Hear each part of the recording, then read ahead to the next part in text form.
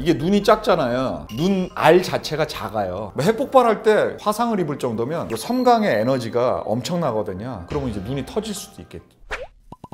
저는 신사동 압구정안과 원장을 맡고 있는 김준현입니다. 그 레이저 포인트는 뭐라고나 할까, 멀리 빛이 가게 만드는 것 뿐이지 그거 자체가 뭐 깎거나 태우거나 그런 레이저가 아니잖아요. 그러니까 뭐 그거 자체가 눈에 좀 이렇게 쏘인다고 해도 큰 문제는 안 될 것 같은데, 혹시 조금이라도 문제가 생기면 본인들이 다 이제 회사에서 책임을 져야 되니까 책임을 회피하기 위해서 그런 게 아닌가라는 생각도 하고, 그 정확하게 그 타겟 하고자 하는 데다가 정확하게 쏴야 되는데 수술 현미경 하에나 어떤 특수한 장치 아래에서 해야지 머리끄댕이를 잡아서 얼굴에다 갖다 대놓고 어떻게 피해를 줘야지 하지 않는데, 어떻게 무슨 총으로 쏘는 것도 아니고 그게 큰 문제가 되겠어요. 알곤 레이저라고 해가지고 망막 같은데 레이저로 쏴서 망막을 태우는 그런 장비들이 있어요. 타겟 방향에다가 대고 정확하게 맞아야지 망막이 정확하게 이렇게 타거든요. 근데 뭐 옆에서 이제 불이 번쩍하죠, 그 빛이. 그렇다고 옆에 서 있는 사람이 그거 좀 본다고 해서 어떻게 되지는 않아요. 그 타겟에 이제 정확하게 때리는 사람한테만 문제가 생기는데, 그런데도 뭐 괜히 막 옆에 있는 우리 검안사들은 막 이렇게 얼굴 돌리고 그러더라고요. 아무렇지도 않은데.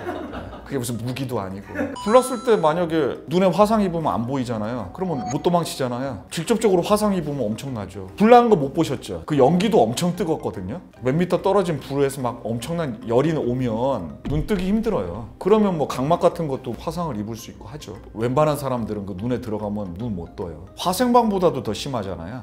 섬광이 엄청난 빛의 에너지를 내잖아요. 핵폭발할 때 화상을 입을 정도면 뭐 상당 부분의 거리에 떨어지더라도 그 섬광의 에너지가 엄청나거든요. 그러면 그 빛 에너지가 망막에 도달을 했을 때 화학적인 변화를 일으켜요. 특히 망막 시세포보다는 그 아래쪽에 있는 망막 색소 상피세포에 영향을 주거든요. 그래서 그러다 보면 이제 망막이 좀 붓기도 하고, 우리 태양을 올해는 못 보잖아요. 그러니까 태양을 오래 봐도 그런 현상이 생겨요. 근데 핵폭발이 생길 때 그 엄청난 그 빛을 눈 뜨고 쳐다보는 사람이 과연 있을까요? 그럼요. 빛의 에너지도 마찬가지잖아요. 모든 에너지는 멀리 떨어져 있으면 도달하는데 그 에너지가 줄잖아요. 바로 여기서 보면 그냥 타 죽을 거고, 뭐 멀리 떨어져서 보면 괜찮겠죠. 저는 그냥 이렇게 말씀드리고 싶어요. 아프고 그리고 안 보여, 그러면 가야 된다고 생각해요. 갑자기 안 보일 수도 있죠. 예를 들어서 망막박리 같은 게 있을 때, 그것도 응급 상황이고, 그리고 뭐 심하게 트라우마를 받았을 때 안 보인다던가, 그러면 이제 눈이 터질 수도 있겠죠. 뭐 싸우다가도 그럴 수 있고, 그럼 갑자기 안 보이는 상황이라던가, 그리고 눈이 너무 아픈 경우,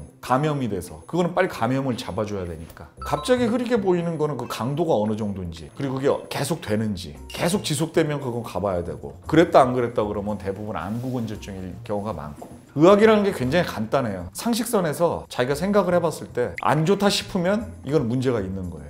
안구건조증이라는 거는 이렇게 생각하시면 돼요. 우리 눈에는 계속 눈물이 조금씩 나오거든요. 그래서 눈에 영양도 보충해주고 윤활작용을 함으로써 각막을 촉촉하게 적셔주는 역할을 하면서 잘 보이게 하는데 도와주거든요. 근데 그 눈물의 기능에 조금이라도 이상이 있으면 뭔가 잘 안 보이거나 뻑뻑하거나 각막에 좀 이상을 주겠죠. 그런 모든 일련의 작용들이 안구건조증인데, 안구건조증은 어떤 객관적인 의사의 어떤 지표보다도 본인이 그냥 느끼면 그게 안구건조증이에요. 나 너무 뻑뻑한데 검사를 해봐도 아무렇지도 않아요. 그래도 그 환자가 그렇게 느끼면 그건 안구건조증입니다. 안구건조증이 뭐 이렇다 할 해결책은 별로 없는데, 눈물막은 세 층으로 구성되잖아요. 지방층, 수성층, 점액층. 거기에 조금이라도 이상을 줄 수 있는 안구 질환이 있으면 건조증이 생길 수밖에 없겠죠. 왜냐하면 그 세 층에 문제가 생기기 때문에. 그러니까 어떻게 보면 조금이라도 눈에 이상이 있으면 다 건조증은 수반하게 되는데, 그런 질환과 관계없이 우리가 이제 우리나라 같은 경우에는 뭐 공해도 심하고 요즘 미세먼지 심하잖아요. 그리고 스트레스도 많이 받고 뭐 그러면서 자신만이 느낄 수 있는 아주 미세하게 어떤 변화가 있을 때에도 느껴지는 것들, 그런 건조증이 이제 대부분이죠. 그러니까 그게 과연 정확하게 치료가 완벽하게 된다, 그런 건 없겠죠. 갑자기 진료하는데 뭐 여자 환자 저한테 뭐 너무 잘생기셨다 그럴 때도 당황하고.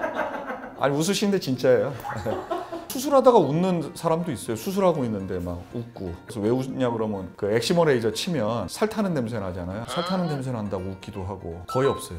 어떻게 해서든지 달래가면서 하죠. 근데 그런 경우는 있죠. 폐쇄공포증 환자. 그럼 본인이 못해요. 이렇게 뭐 이렇게 덮어야 되잖아요, 수술포. 그러면 정말 숨을 못 쉬겠다 그러고, 너무 힘들어요. 뭐 이 정도면 달래가면서 하는데 가슴이 두근거려서 막 심장이 떨린다 그러면 저도 겁나잖아요. 신체화 증상으로 나타나는 사람들은 제가 그냥 하지 말자고 그러죠.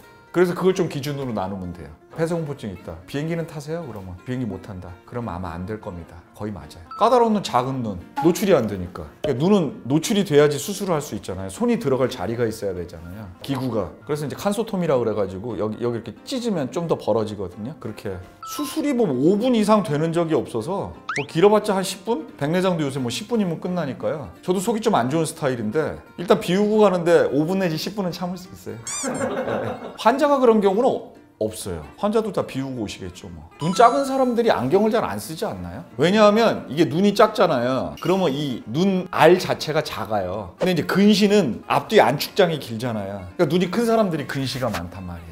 근데 눈이 작은 사람들은 안축장 길이가 짧기 때문에 원시가 많지 근시는 별로 안 많아요. 그래서 나중에 나이가 들어서 노안이 좀 잘 올 수는 있어도 눈이 작은 사람들은 근시, 소위 우리가 수술 받는 사람들, 스마일 수술이라든가 그런 경우는 드물죠. 그래서 눈 나쁜 사람들이 미남 미녀가 많대잖아요. 눈이 크기 때문에. 제 주변에는 다 눈 작은 사람들 눈 되게 좋던데요. 신은 공평해요. 신은 공평해.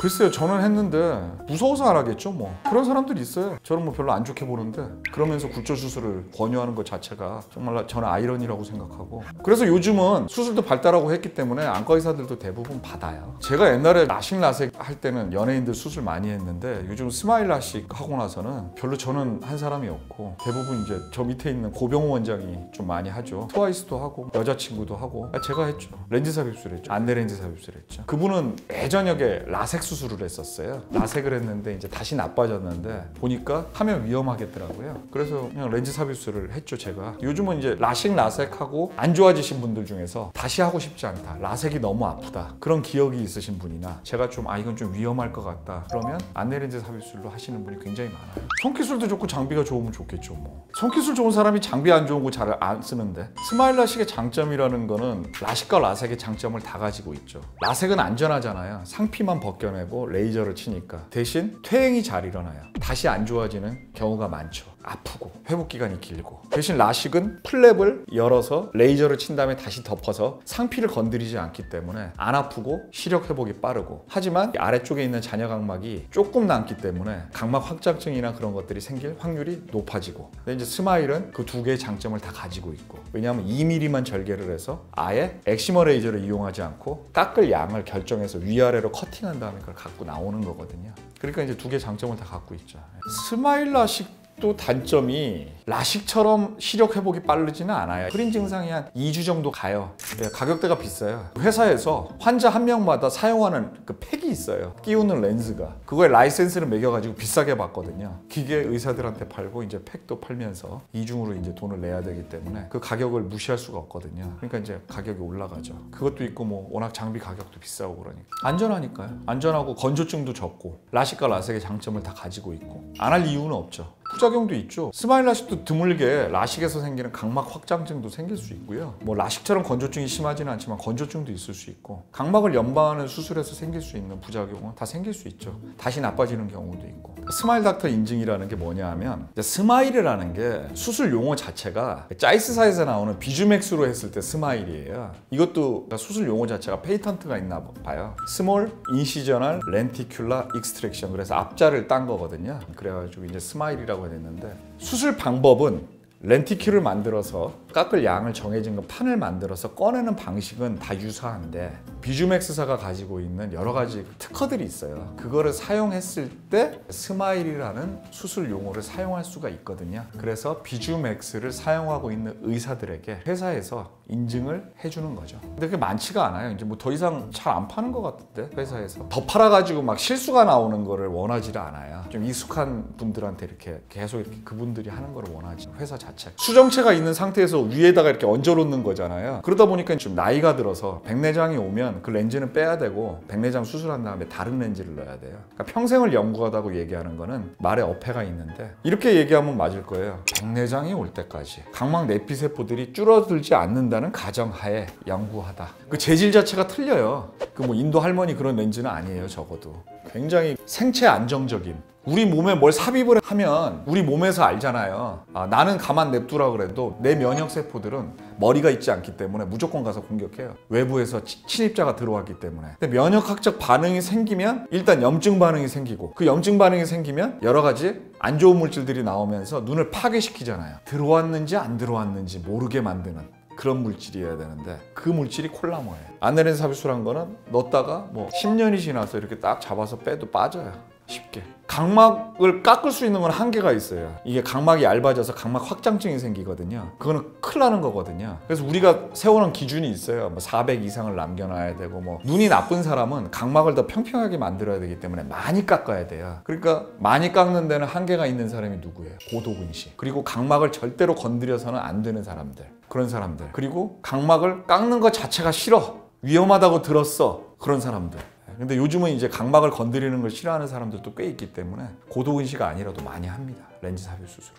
단점은 비싸다는 거. 렌즈 가격이 워낙 비싸요. 장점은 각막을 뭐 연마하거나 조직을 파괴하지 않기 때문에 시력의 질은 제일 좋아요. 예를 들어서 렌즈 삽입 수술을 했는데 시력이 한 0.7이 나와요. 그러면 큰 불만이 없어. 0.7, 0.8 렌즈 삽입술에. 그런데 스마일이나 그런 각막을 연마하는 수술에서 시력이 0.7, 0.8 나오면 되게 불편해. 그냥 1.0 근처가 나와야 돼요. 이거는 그냥 조직을 파괴하지 않고 그냥 쑥 집어넣어서. 각막을 연마하는 수술과 같은 퇴행이라는 거는 전혀 없기 때문에 아무래도 더 나빠질 확률은 현저히 낮아지겠죠. 염증이 생길 수 있는데 그거는 약을 잘 넣어야 되는 거고, 수술을 깨끗이 해야 되는 거고, 그리고 뭐 수술하는 사람이 수술을 굉장히 빠르게 하면 좋겠죠. 염증 반응이 적으니까. 외부에 노출될 염려도 없고. 시력교정 수술을 받으시는 분들한테 말씀드리고 싶은 것은, 인터넷이나 어떤 대중매체에 의해서 나오는 그런 것들의 이야기는 너무 이렇게 믿지 마시고, 본인들이 수술을 받기를 원하신다면 병원에 가셔서, 저희 병원이 아니라도 좋으니까 본인이 상담을 받아보시면 알아요. 이분이 의사로서 정직한 분이고, 내가 이 수술을 받아도 괜찮고, 뭐 그런 거에 대해서 충분히 설명을 듣고 한다면 삶이 질이 좋아지고 행복하죠. 그리고 시력교정 수술도 여러 개를 다 할 수 있는 데로 가는 게 좋아요. 뭐 스마일도 할 수 있고, 라식도 할 수 있고, 라섹도 할 수 있고, 렌즈 삽입 수술도 할 수 있고, 이렇게 다양하게 안 될 때에는 변화를 줘가면서 할 수 있는 데를 선택하는 게 좋지, 한 가지만 고수하고 렌즈 삽입 수술을 하는 수술이 아니야, 스마일을 하는 수술이 아니야, 이런 데는 제가 볼 때는 추천하지 않습니다. 이 영상이 유익하셨다면 구독, 좋아요, 그리고 알림 설정 부탁드립니다.